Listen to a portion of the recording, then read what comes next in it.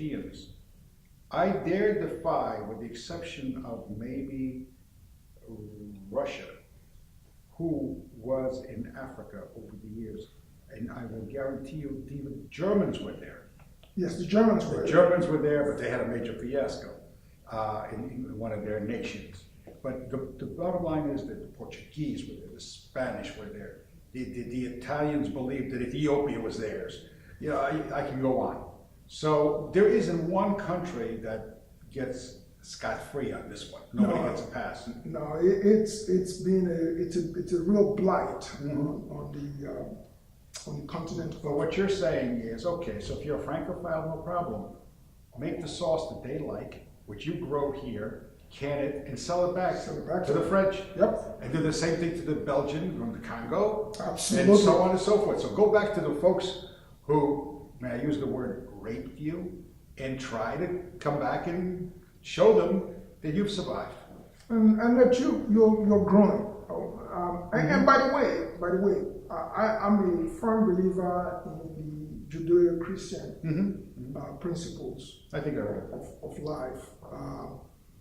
And I'm not anti-West, so let's get that out there. I believe in free enterprise.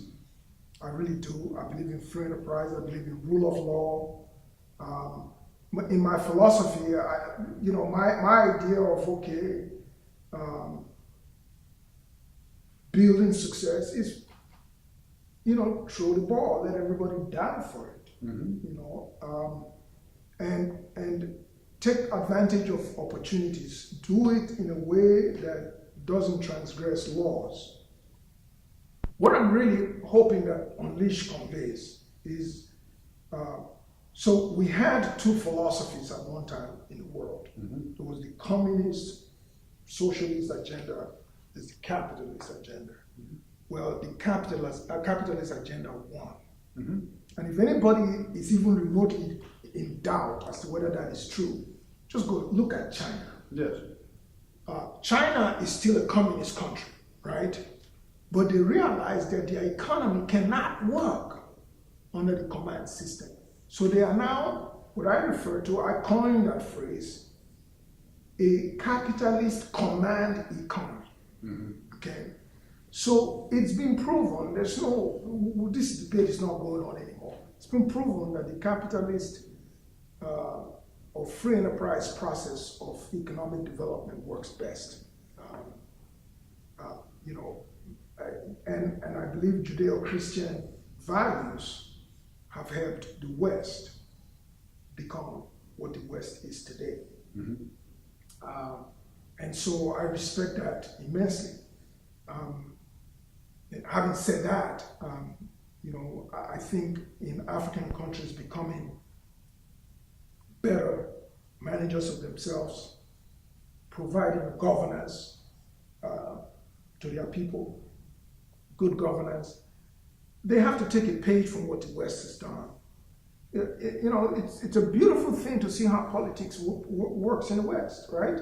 You have two, it's a dichotomy. You have two opposing ends, usually. This one says this is how it should be. You have one that call them conservatives. This one says this is how it should be. That guy says a liberal. And they both fight it out as to what position the society will be over a defined period. It's not forever. Right. Okay? Because, after they've hung out for whatever number of years, somebody could get voted out of office, the other side comes in and starts doing their thing. It's a good balancing act. Society continues to balance it. Charity for growth. Exactly. So I'm saying to African countries, learn from what has happened to you and use that to inform the future.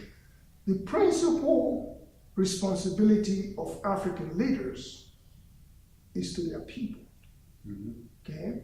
They have the fiduciary responsibility to ensure that their people have a safe place to live, that they have opportunities for advancement, self-actualization, and more importantly, that nobody is going to take advantage of them.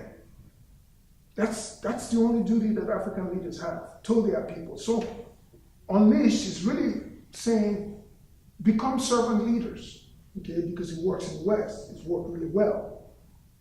And if you have servant leaders, your societies will be good. And so that's my perspective.